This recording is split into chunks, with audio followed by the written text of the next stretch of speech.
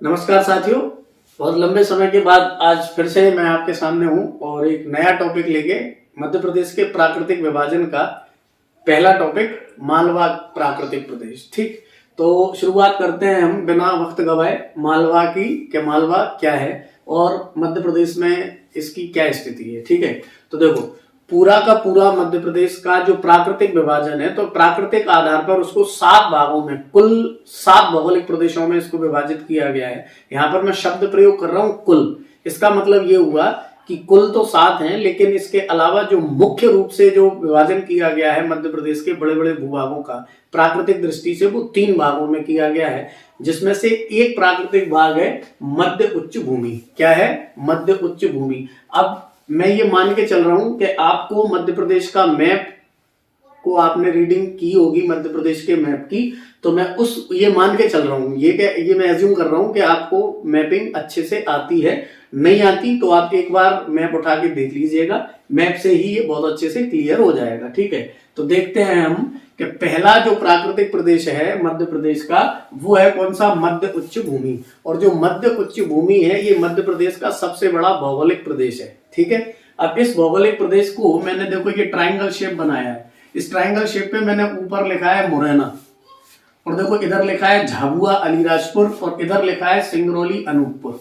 अब आप जब मध्य प्रदेश का नक्शा देखोगे तो देखो इधर ये है झाबुआ, ये क्या है? झाबुआ, और देखो इधर क्या है? सिंगरौली, इधर क्या है? सिंगरौली, और इधर है क्या? मुरैना। इसका मतलब मैंने इन 3 पॉइंट्स को क्या किया है?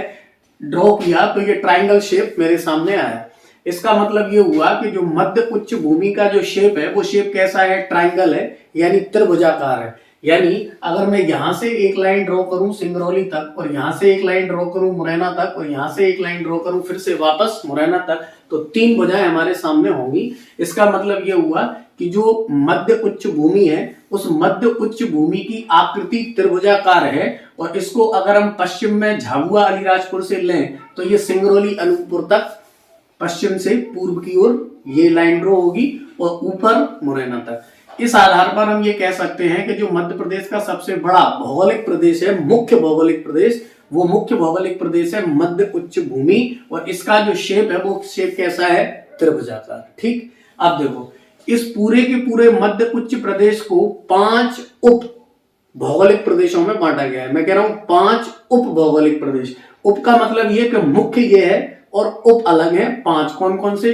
तो देखो एक है मालवा, मालवा का पठार, एक है कौन सा? नर्मदा सोन की घाटी, एक है कौन सा? मध्य भारत का पठार, एक है कौन सा? रीवा पन्ना का पठार, और एक है कौन सा? बुंदेलखंड का पठार। इसका मतलब जो मध्य उच्च भूमि प्रदेश है उसको 5 प्राकृतिक प्रदेशों में विभाजित किया गया है, जिनमें शामिल है मालवा, नर्मदा सोन, मध्य भारत, रीवा पन्ना, बुंदेलखंड। अब ये जो सीक्वेंस आप देख रहे हैं, ये सीक्वेंस का मतलब ये है कि जो मध्य उच्च भूमि है, इसका सबसे बड़ा भौगोलिक भूखंड है मालवा। हालांकि आपने ये भी पढ़ा होगा कि मध्य प्रदेश का सबसे बड़ा प्राकृतिक भूभाग कौन सा है? मालवा है। लेकिन मध्य प्रदेश का तो है ही है, लेकिन मध्य प्रदेश मुख्य रूप से जो 3 प्राकृतिक प्रभागों में विभाजित है, उनका पहला जो सबसे बड़ा प्राकृतिक प्रभाग है मध्य उच्च भूमि, उसका भी सबसे बड़ा है कौन सा? मालवा। ठीक है, तो मालवा है काय का? मध्य उच्च भूमि का अंग है। नर्मदा सोन घाटी मध्य उच्च भूमि का अंग है। मध्य भारत का पठार मध्य उच्च भूमि का अंग है। रीवा पन्ना का पठार मध्य उच्च भूमि का अंग है, और बुंदेलखंड का पठार मध्य उच्च भूमि का अंग है। क्लियर? आगे चलें। अब देखो, अब हम ये देखते हैं कि जो मालवा है वो मालवा कहाँ है एमपी के मैप में? तो देखो ये है मालवा मध्य प्रदेश के मैप में। ठीक है, अब हम देखें कि नर्मदा सोन की घाटी कहाँ है मध्य प्रदेश में? तो देखो ये नर्मदा सोन की घाटी है। ये कौन सी घाटी है? नर्मदा सोन की घाटी मध्य प्रदेश में। तीसरे नंबर पर हम देखें मध्य भारत का पठार कहाँ है? तो देखो ये मध्य भारत का पठार है, जो आप देख रहे हैं यहां से लेके यहां तक, ये मध्य भारत का पठार है। अगर हम देखें कि रीवा पन्ना का पठार कहाँ है, तो देखो ये रीवा पन्ना का पठार है। ये कौन सा पठार है? रीवा पन्ना का पठार। ठीक, अब हम देखें बुंदेलखंड का पठार कहाँ है, तो देखो ये बुंदेलखंड का पठार है। क्लियर? अब देखो ये जो 5 के 5 प्रदेश हैं, इन 5 में सबसे बड़ा प्राकृतिक प्रदेश है कौन सा? मालवा। सबसे बड़ा प्राकृतिक प्रदेश कौन सा है? मालवा। मालवा मध्य उच्च भूमि का अंग है, मध्य उच्च भूमि का सबसे बड़ा भौगोलिक भूखंड है, प्लस मध्य प्रदेश का भी सबसे बड़ा भौगोलिक भूखंड है। क्लियर। अब हम देखते हैं कि मालवा दिखने में कैसा है, प्राकृतिक दृष्टि से मालवा हमें कैसा दिखता है। तो देखो ये जो मालवा है, इस मालवा को अगर मैं टुकड़े से बाहर उठाऊंगा तो देखो यहां पे मुझे एक जिला दिखेगा मंदसौर। ठीक, आप भी मैप में देखोगे मंदसौर, और देखो मैंने यहां पर लिखा भी है क्या, मंदसौर। तो देखो मैंने यहां लिख दिया मंदसौर। तो एक लाइन ड्रॉ की मैंने मंदसौर से, और ये मंदसौर से झाबुआ और कहां तक, धार तक। यानी ये झाबुआ है और ये धार है, तो एक लाइन ऐसी अपन ड्रॉ करेंगे। ठीक है, तो ये मंदसौर से लेके झाबुआ धार तक एक तो लाइन ये हो गई। और फिर जब मैं झाबुआ मंदसौर से लेके जाऊंगा इस तरीके से, तो गुना अशोकनगर होता हुआ, तो ये जो सागर आपको दिख रहा है ये सागर तक, यानी अगर हम मध्य प्रदेश के पूरब में देखें तो मालवा सागर पर आके क्या हो जाएगा, खत्म हो जाएगा, सागर पे आके रुक जाएगा। इसका मतलब देखो ये मैंने यहां पर लिखा है क्या, सागर। अब हम सागर से फिर से एक लाइन ड्रॉ करेंगे तो ये आएगी कहां तक, धार झाबुआ तक फिर से। तो देखो ये धार झाबुआ तक वापस आ गई। इसका मतलब मध्य उच्च भूमि भी त्रिभुजाकार थी और मालवा भी कैसा है, त्रिभुजाकार है। तो मालवा की आकृति भी कैसी है, त्रिभुजाकार है। यहां से जब हम इस तरीके से ड्रॉ करेंगे तो मैंने कि ट्रायंगल शेप जो बनाया है ये मालवा का बनाया है। तो देखो मालवा भी त्रिभुजाकार हमें मिला। देखो ये मंदसौर से लेके झाबुआ धार तक, और इधर से देखें तो ये कहां तक है, सागर तक। तो ये त्रिभुजाकार शेप में है, कौन, मालवा। तो देखो एक तो हमारा परिचय हुआ मध्य उच्च भूमि से, दूसरा हमारा परिचय हुआ किससे, मालवा से। तो मालवा का शेप कैसा है, त्रिभुजाकार है। मध्य उच्च भूमि का शेप भी कैसा है, त्रिभुजाकार है। अब हम आगे ये देखते हैं कि जो मालवा का पठार जो है, ये मालवा का पठार जो मैंने अभी अभी कहा कि ये मध्य उच्च भूमि का भी सबसे बड़ा भौगोलिक भूखंड है और मध्य प्रदेश का भी।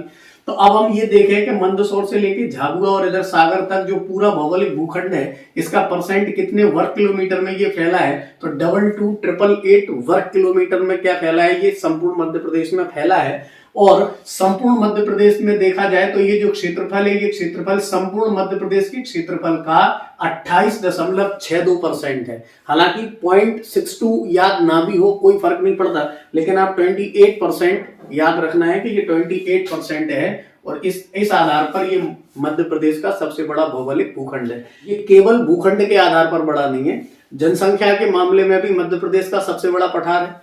जनसंख्या घनत्व के मामले में भी मध्य प्रदेश का सबसे बड़ा क्या है, ये पठार है। कौन सा, मालवा का पठार। अब आगे देखो अगली बात, अब हम ये देखते हैं कि इसकी अवस्थिति क्या है, यानी इसकी लोकेशन क्या है। तो देखो लोकेशन के लिए हम सिर्फ एक लोकेशन लेके नहीं चलेंगे, हम 3-4 प्रकार की लोकेशंस को लेके चलेंगे। क्या होता है कि एग्जाम में जरूरी नहीं है कि आप जैसा सोचते हैं वैसे ही सवाल आए। हो सकता है कि एग्जामिनर इस तरीके से सवाल पूछे ही ना जिस तरीके से आपने सोच रखा है। तो एक बार मेरे दृष्टिकोण से आप देखिएगा, मैंने इसको कई तरीके से विभाजित इसकी अवस्थिति बताने की कोशिश की है, जिसमें 4 टाइप से मैं आपको अवस्थिति बताने वाला हूं। सबसे पहले हम अवस्थिति देखना चाहेंगे काय के आधार पर, तो सबसे पहले हम अवस्थिति देखना चाहेंगे कि ये जिस मुख्य भूभाग का अंग है वो उसमें कहां स्थित है। ठीक है, तो देखो हमने क्या कहा कि मध्य उच्च भूमि का अंग है। तो देखो ये मध्य उच्च भूमि का शेप कैसा था, ट्रायंगल था। और देखो ये आपको दिख रहा होगा, मैंने यहां पर लिखा है मालवा, मैंने यहां पर क्या लिखा है, मालवा। अब देखो अगर यहां पर मालवा लिखा है तो इसका मतलब है कि ये जो मध्य उच्च भूमि है, इस मध्य उच्च भूमि के दक्षिण पश्चिम में, मध्य उच्च भूमि के कहां है, दक्षिण पश्चिम में। तो जब ये पूछा जाए कि मालवा का पठार मध्य उच्च भूमि में कहां पर है, तो मध्य उच्च भूमि में इसकी अवस्थिति है कहां पर, तो हम कहेंगे मध्य उच्च भूमि में इसकी अवस्थिति है मध्य उच्च भूमि की दक्षिण पश्चिम में। क्लियर है, दक्षिण पश्चिम में। अच्छा, अब दूसरी बात, अब अगर हम ये देखें कि अगर ये मध्य उच्च भूमि के दक्षिण क्या में है, पश्चिम में है, तो फिर मध्य प्रदेश में कहां पर है। तो देखो जरा मध्य प्रदेश में कहां पर है, तो देखो ये यहां से स्टार्ट होता है मालवा, यहां से स्टार्ट होता है मालवा। तो ये इसका सेंटर पॉइंट हो सकता है, जो हम पर विंध्याचल लिखा है ये इसका सेंटर पॉइंट हो सकता है। और ये पूरा मध्य प्रदेश का पश्चिम है। इसका मतलब मध्य प्रदेश के सापेक्ष अगर ये पूछा जाए कि मालवा मध्य प्रदेश में कहां स्थित है, तो मध्य प्रदेश में स्थित है मध्य पश्चिम भाग में। कहां पर स्थित है, मध्य पश्चिम भाग में। तो देखो जो मध्य उच्च भूमि है उसके दक्षिण पश्चिम में है, और मध्य प्रदेश में अगर पूछे तो मध्य प्रदेश में कहां है, मध्य पश्चिमी भाग में, या फिर बोले पश्चिम मध्य भाग में। तो ये मध्य प्रदेश के सापेक्ष पश्चिम मध्य में स्थित है, और काय में जो मध्य उच्च भूमि है उसमें ये दक्षिण पश्चिम में क्या है स्थित है। ये इसकी दूसरी लोकेशन है। अब अपन तीसरी लोकेशन देखते हैं। तीसरी लोकेशन, ठीक है, तो देखो ये जो मैंने देखो ये लिखा है यहाँ पे गंगा नदी, ये कौन सा लिखा है गंगा, और ये नदी लिखी है कौन सी यमुना। ये कौन सी नदी लिखी है यमुना। हालांकि ना तो यमुना मध्य प्रदेश में आना है और ना ही गंगा मध्य प्रदेश में आना है, लेकिन फिर भी अगर हम देखें तो मध्य रहती है क्या गंगा यमुना, ठीक है। यूपी ये उत्तर प्रदेश है, इधर क्या बहती है गंगा यमुना। तो गंगा यमुना अगर मैदान पूछे तो गंगा यमुना मैदान के तो हो गई काय में दक्षिण में, और ये जो नीचे ये जो मैंने पहले नर्मदा सोन बोला था, तो ये जो घाटी है ये घाटी है नर्मदा सोन की घाटी। किसकी घाटी है नर्मदा सोन की घाटी। तो देखो मालवा का पठार गंगा यमुना मैदान के दक्षिण में है, ठीक है, और मालवा का पठार नर्मदा सोन घाटी के उत्तर में है।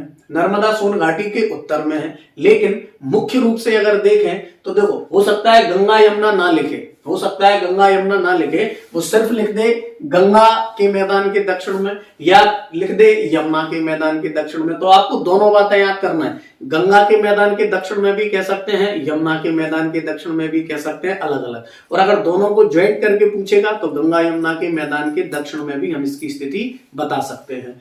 वैसे ही नीचे से भी स्थिति यही है।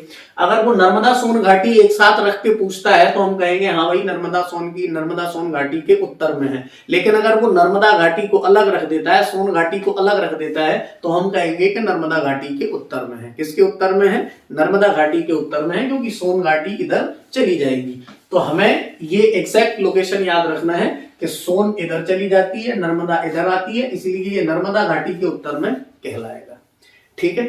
तो ये नदियों के हिसाब से हो गया। अच्छा अगर सोचो अगर वो नर्मदा घाटी भी ना दे तो देखो ये मैंने ताप्ती नदी ड्रॉ की है, तो वो भाई ताप्ती के में है क्या, तो हम कहेंगे हाँ भाई ताप्ती के में भी है, क्योंकि देखो ताप्ती नर्मदा के बाद ताप्ती का स्थान है। अब मान लो नर्मदा भी नहीं दिया, सोन भी नहीं दिया, ताप्ती भी नहीं दिया, तो देखो नीचे गोदावरी है, तो ये क्या है गोदावरी। तो हम कहेंगे भाई गोदावरी जो नदी है वो जो मैदान है उसके ऊपर में, उसके उत्तर में है क्या विंध्याचल। तो ये तीसरी लोकेशन हमने जानी काय के नदियों के आधार पर, ठीक है। अब पर्वत श्रेणी के आधार पर देखते हैं। चौथी लोकेशन है पर्वत श्रेणी के आधार पर। तो पर्वत श्रेणी भी आपसे पूछ सकता है। तो देखो अरावली पर्वत श्रेणी, कौन सी पर्वत श्रेणी अरावली पर्वत श्रेणी, और ये है विंध्याचल पर्वत श्रेणी जो आपको दिख रही है ये ब्लू कलर की। ये देखो एक मैंने इस तरीके से कर रखा है और एक इधर, तो ये विंध्याचल पर्वत श्रेणी है, ये अरावली पर्वत श्रेणी है। और यहाँ पर एक काम की बात मैं आपको बता दूं, कई जगह लिखा रहता है विंध्याचल पर्वत श्रृंखला, कई जगह लिखा रहता है सतपुड़ा मेकल पर्वत श्रृंखला या फिर अरावली पर्वत श्रृंखला। मैं ये नहीं कह रहा हूं कि हर जगह लिखा रहता है, लेकिन कहीं कहीं हमें ये देखने को मिलता है कि वो श्रेणी नहीं लिखते, वो लिख देते हैं श्रृंखला। लेकिन आप ये ठीक से देख पाओगे, जान पाओगे जब आप ज्योग्राफी पढ़ोगे, तो उसमें देखोगे कि श्रेणियां अलग होती हैं और श्रृंखलाएं अलग होती हैं। तो मध्य प्रदेश में कोई भी पर्वत श्रृंखला नहीं है, पर्वत श्रेणी है। मध्य प्रदेश में पर्वत श्रृंखला नहीं है, मध्य प्रदेश में पर्वत श्रेणी है। इसलिए मैंने इसको विंध्याचल को पर्वत श्रेणी कहा है, पर्वत श्रृंखला नहीं कहा। तो देखो विंध्याचल ये तो हो गई विंध्याचल पर्वत श्रेणी, ये हो गई क्या अरावली पर्वत श्रेणी, ठीक है। तो देखो अरावली पर्वत श्रेणी के कहां पर है, तो देखो ये अरावली पर्वत श्रेणी के पूर्व में है, अरावली पर्वत श्रेणी के पूर्व में है। और जो विंध्याचल आप देख रहे हैं, ये विंध्याचल मालवा के देखो बीच से निकली है। विंध्याचल पर्वत श्रेणी मालवा के काय से निकली है, बीच से निकली है। इसी विंध्याचल पर्वत श्रेणी की दो पर्वत है, कौन से, एक भांडेर है और एक कौन सा है कैमूस। भांडेर और कैमूस विंध्याचल का ही क्या है अंग है। अब देखो जो भांडेर है, ये भांडेर स्टार्ट होता है दमोह से। कहां से स्टार्ट होता है, दमोह से, और ये दमोह से स्टार्ट होके दमोह जाता है, दमोह से पन्ना, पन्ना से सतना और सतना से रीवा। ये मध्य प्रदेश में इसका विस्तार है, किसका, भांडेर का। तो देखो इसके आगे देखें, ये नीचे वाला जो देख रहे हैं आप, ये क्या है, ये है कैमूस पर्वत, ये क्या है कैमूस पर्वत। और ये जो कैमूस पर्वत है ये भी विंध्याचल का ही क्या है अंग है। अब कैमूस जो पर्वत है, ये कैमूस है, ये कैमूस मध्य प्रदेश, यूपी और बिहार तक है। और जो भांडेर है, ये भांडेर मध्य प्रदेश में है। और मध्य प्रदेश में भांडेर कहां पर है, तो मध्य प्रदेश में भांडेर देखो मैंने यहाँ लिख भी रखा है कि दमोह है, दमोह से जाएगा कहां पर, पन्ना, पन्ना से सतना और सतना से कहां जाएगा, रीवा। तो ये इसी का अंग है। तो इसका मतलब इसके इधर हो गया, इसके इधर हो गया, यानी ये बीच में हो गया। कहां हो गया? बीच में हो गया। तो पर्वत श्रेणियों की स्थिति के आधार पर अगर देखें तो मालवा का पठार अरावली पर्वत और विंध्याचल पर्वत श्रेणी के बीच में है। अरावली पर्वत श्रेणी और विंध्याचल पर्वत श्रेणी के बीच में है क्या? मालवा का पठार। समझ आ गई बात? आगे चलें। अब देखो, तो ये हमने तीसरी क्या देख ली? अवस्थिति देख ली तीसरे आधार पर। चौथे आधार पर अगर देखें मध्य प्रदेश के आधार पर, तो देखो मध्य प्रदेश में मालवा के पठार के उत्तर में है मध्य भारत का पठार। काय में है? उत्तर में है मध्य भारत का पठार। तो देखो ये है मालवा, इसके उत्तर में है मध्य भारत का पठार। अब मालवा के पठार के दक्षिण में है नर्मदा की घाटी, या तो कहें नर्मदा की घाटी या बोलेंगे नर्मदा सोन की घाटी। अगर नर्मदा, याद वही रखना है कि अगर नर्मदा सोन साथ में दे तो हमें उत्तर करना ही पड़ेगा, लेकिन अगर सोन अलग दे नर्मदा अलग दे तो नर्मदा उत्तर करना पड़ेगा। तो दक्षिण में है नर्मदा घाटी, तो देखो ये है दक्षिण में नर्मदा घाटी। उत्तर में है मध्य भारत, तो देखो ये है उत्तर में मध्य भारत। ठीक है। ये पश्चिम में क्या है? तो मालवा के पठार के पश्चिम में है क्या? राजस्थान उच्च भूमि। और मालवा के पठार के पूर्व में क्या है? रीवा पन्ना का पठार। मालवा के पठार के पूर्व में क्या है? रीवा पन्ना का पठार। देखो ये है रीवा पन्ना का पठार। ठीक है। तो इसका मतलब मध्य प्रदेश के आधार पर अगर देखें तो मध्य प्रदेश के आधार में देखें तो मध्य प्रदेश में मालवा के उत्तर में मध्य भारत, मालवा के दक्षिण में नर्मदा घाटी, मालवा के पश्चिम में राजस्थान उच्च भूमि, मालवा के काय में पूर्व में रीवा पन्ना का पठार। यहां तक क्लियर है? अब आगे चलें। अब ये आप इसका स्क्रीनशॉट ले लेना, मैप को रखना सामने और इसको करके देखना। बहुत ही आसान है, समझे? बिल्कुल भी मुश्किल नहीं है। जिनने मैपिंग की है उनके लिए बहुत आसान लगेगा ये। ठीक है। तो देखो ये इनके मध्य प्रदेश के सापेक्ष ये इनके पठारों के जो मैंने बताया वैसे ये स्थित है। तो ये पूरी हो गई इसकी क्या? अवस्थिति। ठीक है। यानी इसकी लोकेशन हो गई किसके? मालवा के पठार की। अब आगे देखो, मालवा के पठार के निर्माण की बात करते हैं कि जो मालवा का पठार है वो बना कैसे? मालवा का पठार बना कैसे? तो देखो मैंने यहां पर लिखा है अफ्रीका, अफ्रीका से लिखा है भारत, भारत से लिखा है दक्कन, फिर लिखा है लावा, फिर लिखा है बेसाल्ट। इधर देखो मैंने ये प्रायद्वीपीय भारत का थोड़ा सा चित्र बनाने की भी कोशिश की है। अब देखो जरा क्या है। हुआ क्या कि जब अफ्रीका से टूटा भारत, अफ्रीका से जब भारत टूटा तो अफ्रीका से, ये ज्योग्राफी वाले जानते हैं कि भारतीय जो प्लेट है, इंडियन जो प्लेट है, वो इंडियन प्लेट ऊपर की ओर बढ़ी है। तो भारत जब अफ्रीका से अलग हुआ और उत्तर की ओर बढ़ा, तो कोई भी चीज अगर फर्ज कर लो कि आपके पास एक तस्तरी है, उस तस्तरी को अगर आप बीच में से तोड़ोगे तो बीच में दरार आएगी। वो जो दरार होती है उसको बोला जाता है भ्रंश। उसको क्या बोला जाता है? भ्रंश, या क्या बोला जाता है? रिफ्ट। तो जो रिफ्ट हुई, जो भ्रंश हुई, उसमें लावा का प्रभाव हुआ।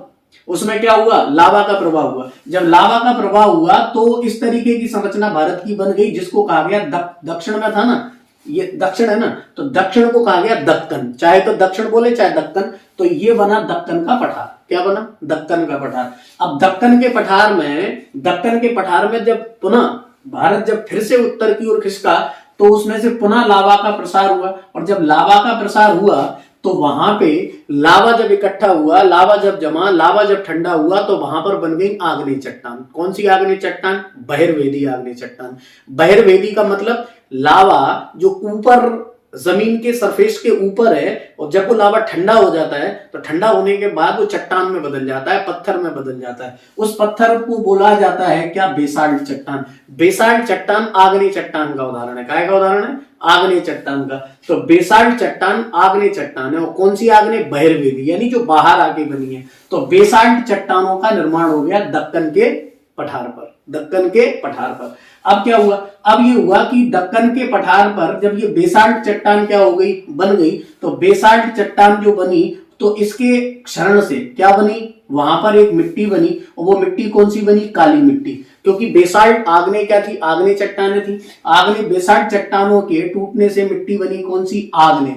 और ये जो भाग था इसको कहा गया दक्कन ट्रैप। क्या कहा गया? दक्कन ट्रैप। तो दक्कन ट्रैप की जो बेसाल्ट चट्टानें हैं, इन चट्टानों को दक्कन ट्रैप की चट्टानें कहा गया। इन दक्कन ट्रैप की चट्टानों से बनी क्या? काली मिट्टी। तो जब काली मिट्टी बनी तो इसका मतलब ये हुआ कि जो मालवा का पठार है वो मालवा का पठार दक्कन ट्रैप की, यही बोलेंगे ना, दक्कन ट्रैप की बेसाल्ट चट्टानों से क्या है? ये निर्मित है। और दक्कन ट्रैप की बेसाल्ट चट्टानें कैसे बनी? लावा से बनी। कैसे बनी? लावा से बनी। तो हम चाहे तो पेपर में वो ये कहे कि लावा से निर्मित, तो भी सही बात है। वो पूछे बेसाल्ट से, तो भी सही है। ग्रेनाइट से तो भी सही है, आग्नेय चट्टान से तो भी सही है। बात आ रही है समझ में? क्योंकि अगर वो लावा पूछेगा तो कहेंगे हाँ भाई लावा से निर्मित है। अगर वो पूछे दक्कन ट्रैप तो दक्कन ट्रैप स्पेशलिटी नहीं है, बस केवल दक्कन में है इसलिए इसका नाम पड़ गया दक्कन ट्रैप। लेकिन दक्कन ट्रैप की चट्टानें वाकई में कौन सी चट्टानें हैं? बेसाल्ट चट्टान।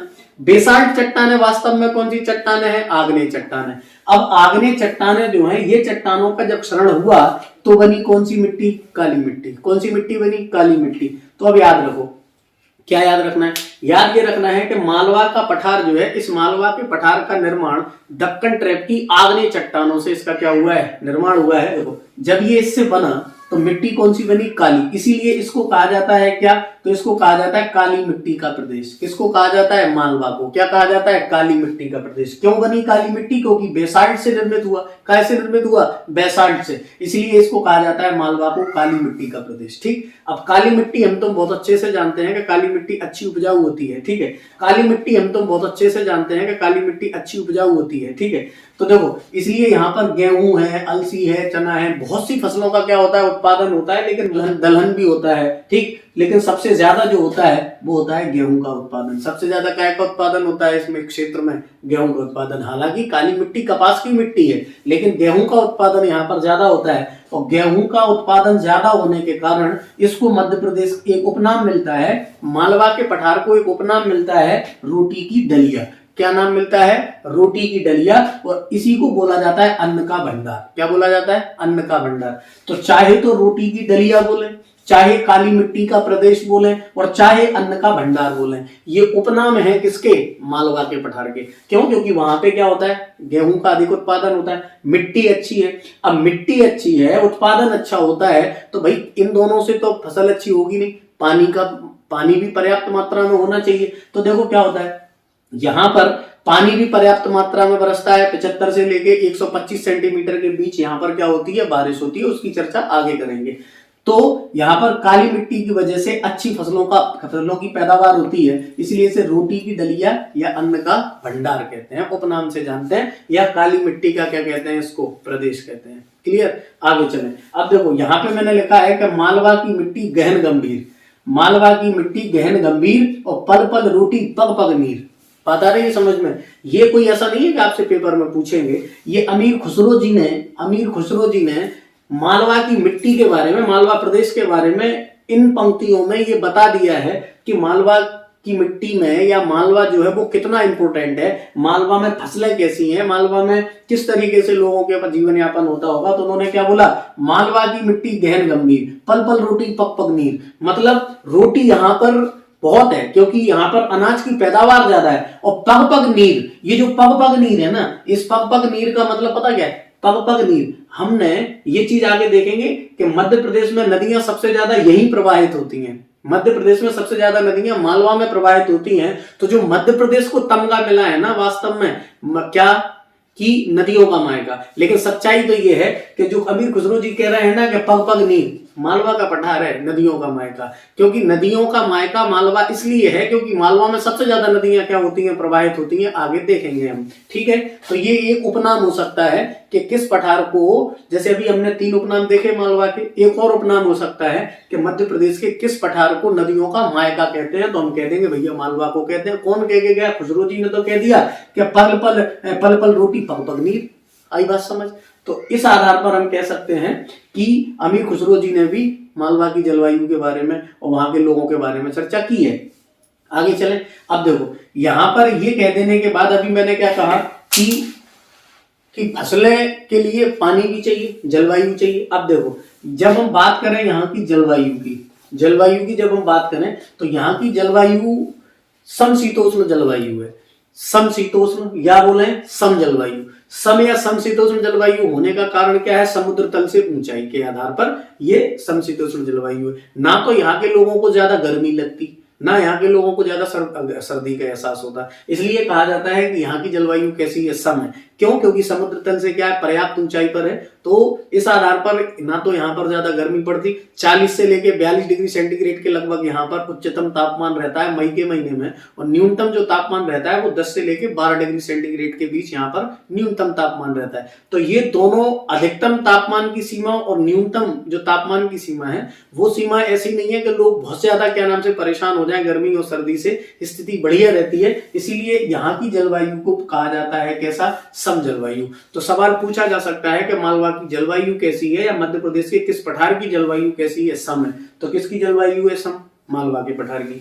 अब देखो यहाँ की जलवायु के बारे में फाहियान जो चंद्रगुप्त विक्रमादित्य के दरबार में या उनके समय में, चंद्रगुप्त विक्रमादित्य के समय में फाहियान भारत आया था, और एक पहला भिक्षु था जो चीन से भारत बौद्ध धर्म को, बौद्ध धर्म के ग्रंथों को, बौद्ध धर्म के ज्ञान को जुटाने के लिए भारत आया था। ठीक, आगे चले। अब देखो फाहियान ने क्या बोला, फाहियान ने मालवा की जलवायु को विश्व की, केवल भारत या मध्य प्रदेश की नहीं, ये नहीं कहा उसने कि भारत की, ये भी नहीं कहा कि मध्य प्रदेश की, उसने कहा विश्व की सर्वश्रेष्ठ जलवायु है। कौन सी, मालवा की।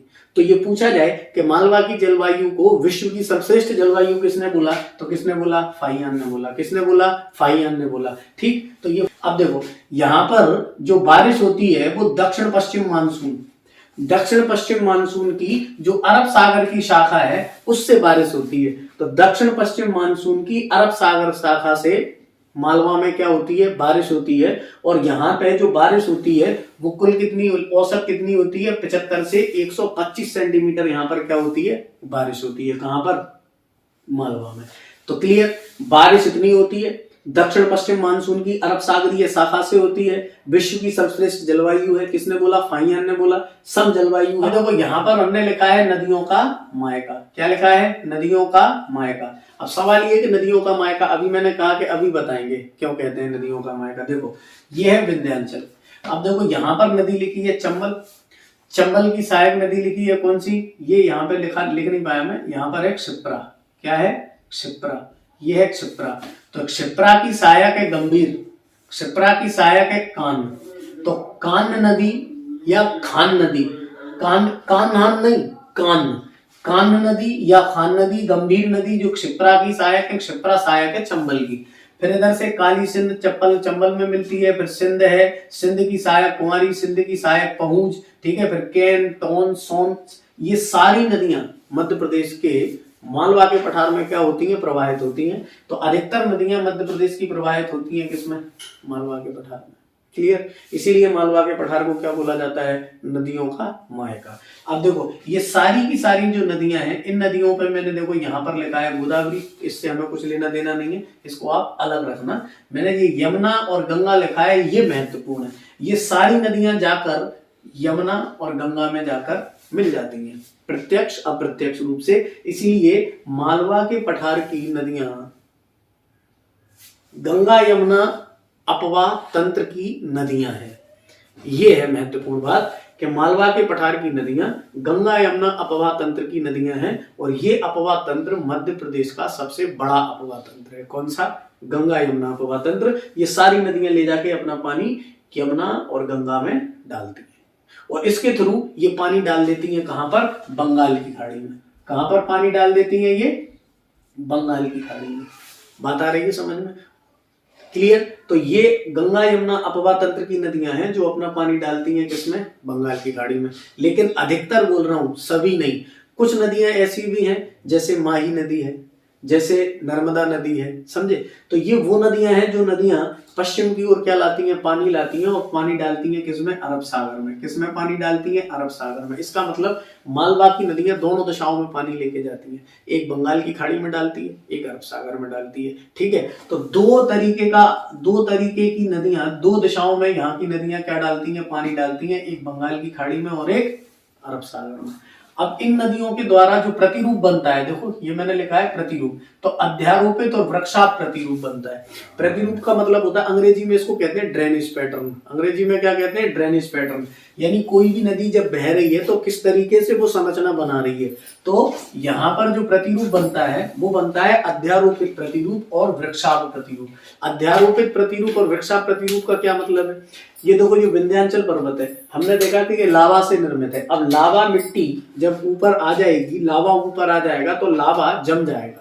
अब क्या होगा, इस पे जब पानी गिरेगा तो इसको जो लावा है, उस लावा को पानी, नदियां क्या करेंगी, उसको धीरे धीरे काट देंगी यानी जो लावा था उसके ऊपर अध्यारोपित हो जाएंगी वो नदियां। तो अध्यारोपित होके अपने रास्ते को फिर से उसी रास्ते पर ले जाएंगी जिस रास्ते पर वो पहले थी। इसीलिए इसको बोला गया अध्यारोपित प्रतिरूप। वृक्षाभ का मतलब है वृक्ष के जैसी ब्रांचेस निकल आती हैं, ठीक है, उसे कहते हैं क्या, वृक्षाभ प्रतिरूप। तो मालवा की नदियां वृक्षाभ और अध्यारोपित प्रतिरूप बनाती हैं। लेकिन स्पेशल अगर पूछे कि विंध्याचल पर्वत पर या विंध्याचल पर्वत श्रेणी पर किस प्रकार का अपवाह प्रतिरूप पाया जाता है, तो अध्यारोपित अपवाह प्रतिरूप पाया जाता है। वीडियो बड़ी हो जाएगी इसलिए मैं इसको और ज्यादा विस्तार से नहीं बता रहा हूं कि अध्यारोपित और वृक्षाभ प्रतिरूप क्या होता है। ये हम जब नदियां पढ़ेंगे मध्य प्रदेश की, उसमें बताऊंगा मैं कि अध्यारोपित प्रतिरूप, वृक्षाभ प्रतिरूप या बहुत प्रकार के प्रतिरूप होते हैं, ये कैसे होते हैं, किस प्रकार बनते हैं, ठीक है। तो अध्यारोपित और वृक्षाभ क्या है, प्रतिरूप है मालवा में। दूसरा, मालवा की नदियां बंगाल की खाड़ी में भी पानी डालती हैं, मालवा की नदियां अरब सागर में भी पानी डालती हैं। मालवा की नदियां गंगा यमुना अपवाह तंत्र की प्रमुख क्या है, नदियां हैं। यहां तक बताओ क्लियर हो गया, यहां तक क्लियर हो गया। अब थोड़ा सा आगे चलते हैं। अब देखो इस पूरे के पूरे मालवा में मध्य प्रदेश के 5 संभाग आते हैं। पूरे मालवा में मध्य प्रदेश के 5 संभाग आते हैं। इन 5 संभागों में भोपाल पूरी तरीके से मालवा में है, यानी भोपाल के जो 5 जिले हैं, पांचों के 5 जिले काय में आते हैं, मालवा में आते हैं। उज्जैन में 7 जिले हैं संभाग में, तो उज्जैन संभाग के 7 के 7 जिले आते हैं किसमें, मालवा में। इसका मतलब मालवा में जो 5 संभाग आ रहे हैं उनमें से 2 संभाग पूर्णतः किसमें आते हैं, मालवा में आते हैं, ठीक है। अगला देखो इंदौर के केवल 3 जिले आते हैं किसमें, मालवा में। ग्वालियर के कितने आते हैं, 2 आते हैं, और सागर का एक खुद सागर आता है। इस तरीके से कुल मालवा में कितने जिले हैं, 18। तो हम कहेंगे कि मालवा में 5 संभागों के 18 जिले हैं। मालवा में 5 संभागों के 18 जिले आते हैं। अब जरा देखते हैं कौन से जिले हैं। तो देखो भोपाल की तो 5 के 5 है, इसमें मुझे कुछ अलग से बताना नहीं है। उज्जैन के 7 के 7 है। बस नीमच को आप थोड़ा सा याद रखना कि नीमच अधिकतर तो आता है मध्य भारत के पठार में, लेकिन कुछ हिस्सा इसका नीचे वाला हिस्सा किसमें आता है, मालवा में आ जाता है। तो उज्जैन में केवल एक जिला आपको ऐसा याद रखना है, ठीक है, कि वो क्या नाम से, नीमच जो है, नीमच का दक्षिणी भाग आता है किसमें, मालवा में। बाकी अधिकतर नीमच किसमें आता है, तो ये मध्य भारत के पठार में। इंदौर की अगर हम बात करें तो देखो इंदौर में खुद इंदौर मालवा में आता है, धार मालवा में आता है, झाबुआ मालवा में आता है। इधर देखो ये मैंने लिखा है झाबुआ और धार, ये दोनों इंदौर संभाग में है। और इंदौर खुद यानी इंदौर, धार, झाबुआ, ये तीनों किसमें आते हैं, मालवा में आते हैं। अब बात करते हैं ग्वालियर की। तो देखो ग्वालियर में गुना और ग्वालियर में कौन सा, अशोकनगर। ग्वालियर में गुना और अशोकनगर। अब गुना और अशोकनगर 2 ऐसे जिले हैं जो मध्य भारत में भी हैं और मालवा में भी है। गुना का हिस्सा, कुछ हिस्सा मालवा में आता है, गुना का कुछ हिस्सा मध्य भारत में आता है। जब हम मध्य भारत पढ़ेंगे तो बता देंगे। अशोकनगर का कुछ हिस्सा मालवा में आता है, कुछ हिस्सा काय में आता है, क्या नाम से हम कहेंगे, तो ये मध्य भारत के पठार में भी आता है, ठीक है, जो हम आगे चर्चा करेंगे। तो ग्वालियर के 2 जिले कौन कौन से, तो हमने कहा भाई गुना का कुछ हिस्सा और अशोकनगर का। सागर, तो सागर भी काय में आता है, सागर भी मालवा में आता है, लेकिन पूरा नहीं आता। देखो ये कहां पर है सागर, देखो ये कॉर्नर पे है सागर, तो सागर मालवा में भी है। सागर देखो इधर बुंदेलखंड में भी है, और सागर इधर देखो थोड़ा सा इधर आ जाएगा तो रीवा पन्ना में भी है। तो 3 जगह है सागर। सागर यहाँ पर लिखा है, सागर यहाँ भी है, सागर यहाँ भी है, सागर यहाँ भी है, और सागर यहाँ भी है। तो ये 3 जगह है सागर। आई बात समझ, 3 जगह है सागर। तो कुल मिला के 18 जिले आते हैं किसमें, मालवा में। अब देखो ये कर्क रेखा लिखी है, कर्क रेखा। जब बात करते हैं कर्क रेखा की, तो कर्क रेखा भारत के निकलती है 35 जिलों से। भारत के कितने जिलों से निकलती है, 35 जिलों से। भारत के 8 राज्यों के 35 जिलों से निकलती है क्या, कर्क रेखा। इनमें से सबसे ज्यादा जिस राज्य से गुजरती है वो राज्य है मध्य प्रदेश। तो मध्य प्रदेश के 14 जिलों से गुजरती है। मध्य प्रदेश के कितने जिलों से गुजरती है, 14 जिलों से। उन 14 जिलों में से गुजरती है। और अगर बात करें मालवा की, तो मालवा के 3 संभागों के 9 जिलों से, मालवा के 3 संभागों के 9 जिलों से गुजरती है क्या, कर्क रेखा। तो देखो ध्यान रखना मैं क्या कह रहा हूँ, कर्क रेखा भारत के 8 राज्यों के 35 जिलों से निकलती है। उन 35 जिलों में से सबसे ज्यादा जो जिले हैं वो है मध्य प्रदेश में, कितने, 14। और मध्य प्रदेश में भी सबसे ज्यादा जिले जिस भाग में है वो है मालवा। तो मालवा के 9 जिलों से गुजरती है क्या, कर्क रेखा। अब देखो कौन कौन से, तो भोपाल के पूरे 5, देखो ये एस लिखा है इसका मतलब है सिवनी, जो वी लिखा है इसका मतलब है विदिशा, जो आर लिखा है इसका मतलब है रायसेन, बी का मतलब भोपाल और इसका मतलब राजगढ़। तो सिवनी, विदिशा, रायसेन, भोपाल, राजगढ़, 5 के 5 जिले भोपाल के हैं जहां से कर्क रेखा गुजरती है। तो देखो उज्जैन हो गया, उज्जैन में देखो ये उज्जैन है, आगरमालव है, ठीक है, और ये रतलाम, उज्जैन, आगरमालव और रतलाम, ये 3 जिलों से गुजरती है उज्जैन के, उज्जैन संभाग से। और सागर में से, केवल सागर से, तो मालवा के कर्क रेखा मालवा के 3 संभागों के 9 जिलों से गुजरती है। ठीक है, आई बात समझ में। तो ये हो गया मालवा से कर्क रेखा के बारे में। अब देखो इधर लिखा है मालवा का विभाजन, क्या लिखा है, मालवा का विभाजन। अब देखो मालवा का विभाजन 4 भागों में किया गया है। पहला लिखा है पूर्वी मालवा, दूसरा लिखा है पश्चिमी मालवा, तीसरा लिखा है मध्य मालवा और ये लिखा है दक्षिणी मालवा। अब देखो जो पूर्वी मालवा है, कौन सा मालवा, पूर्वी मालवा, इस पूर्वी मालवा में ग्यारसपुर, पूर्वी मालवा में बेसनगर, पूर्वी मालवा में उदयपुर, पूर्वी मालवा में उदयगिरी और पूर्वी मालवा में बदो पठारी। ये 5 जो नाम मैंने आपको बताए हैं, ग्यारसपुर, बेसनगर, उदयपुर, उदयगिरी और बदो पठारी, ये 5 के 5 पूर्वी मालवा में है। और पूर्वी मालवा को उस समय बोला जाता दशार्ण प्रदेश, क्या बोला जाता था, दशार्ण प्रदेश। ये जो दशार्ण प्रदेश है इसको वर्तमान में जिस नाम से जाना जाता है वो है विदिशा। क्या है, विदिशा। यानी अभी का जो विदिशा है वो उस समय का दशार्ण प्रदेश था और ये मध्य प्रदेश का, मालवा का क्या था, पूर्वी भाग था। तो पूर्वी मालवा को जाना जाता था दशार्ण नाम से। और दशार्ण में ये 5 प्रदेश थे, इन्हें जाना जाता था किस नाम से, ये थे कहां पर, विदिशा में। क्लियर। अच्छा अब देखते हैं, देखो पश्चिमी मालवा। पश्चिमी मालवा में जो आप देख रहे हैं ये मंदसौर क्या है, पश्चिमी मालवा। इसको उस समय कहा जाता था दशपुर, क्या कहा जाता था, दशपुर। यानी उस समय का दशपुर आज का मंदसौर है और उस समय का मंदसौर पश्चिमी मालवा है। ठीक है, दशपुर पश्चिमी मालवा है। तो पश्चिमी मालवा को किस नाम से जाना जाता था, दशपुर नाम से। और ये वर्तमान में किस रूप में है, मंदसौर के रूप में। अब आता है देखो क्या, मध्य मालवा। तो मध्य मालवा में वर्तमान का मांडू, वर्तमान का धार और वर्तमान का उज्जैनी, इनको उज्जैन को मिला के यानी मांडू, धार और उज्जैन आज के उस समय के क्या थे, मध्य मालवा के प्रदेश थे। इधर लिखा है देखो दक्षिणी मालवा। दक्षिणी मालवा में आता था बाघ, आता है बाघ, अबिका, नेमावर, महेशमती और ऊन। तो देखो बाघ, नेमावर, महेशमती और ऊन, ये सब भाग है किसके, दक्षिणी मालवा के। अब देखो ये मैंने ब्लू से लिखा है उज्जैनी और माहिष्मती। अब देखो ये उज्जैनी और माहिष्मती हैं, तो उज्जैनी उत्तरी अवंती की राजधानी और माहिष्मती दक्षिणी अवंती की राजधानी थी। और ये जो महाजनपद काल था उनमें से एक जनपद थी मध्य प्रदेश में, अवंती, उसकी उत्तरी अवंती की राजधानी थी उज्जैनी, जो किसमें है, मध्य मालवा में। और दक्षिणी क्या नाम से अवंती की राजधानी थी माहिष्मती, जो किसमें थी, दक्षिणी मालवा में। इस माहिष्मती को वर्तमान में महेश्वर नाम से जाना जाता है। तो ये क्या थी, महाजनपदें थी जो काय में थी, पश्चिम, दक्षिण और मध्य मालवा में। ठीक है, तो ये पार्ट 1 कंप्लीट हुआ किसका, मालवा का। अभी पूरा नहीं हुआ है। हम ये देखेंगे कि मालवा में कितने प्राकृतिक प्रदेश हैं। ठीक है, कि मालवा के पर्यटन स्थल कौन कौन से हैं, तो अलग अलग देखेंगे। बेसनगर, ग्यारसपुर, उदयपुर। मैं ये आपसे स्पेशल तौर पे कहूंगा कि पर्यटन बहुत ज्यादा इंपॉर्टेंट होते हैं। तो इसमें अब हम पर्यटन कवर करेंगे कि मालवा में कौन कौन से पर्यटन या ऐतिहासिक स्थल हैं। इनकी चर्चा हम अगले वीडियो में करेंगे। उम्मीद करता हूं कि आपको वीडियो अच्छी लगी होगी। ठीक है, और अगर आपने ध्यान से सुना होगा तो चीजें बहुत सी आपको सीखने को मिली होंगी। तब अब आपसे विदा लेता हूं।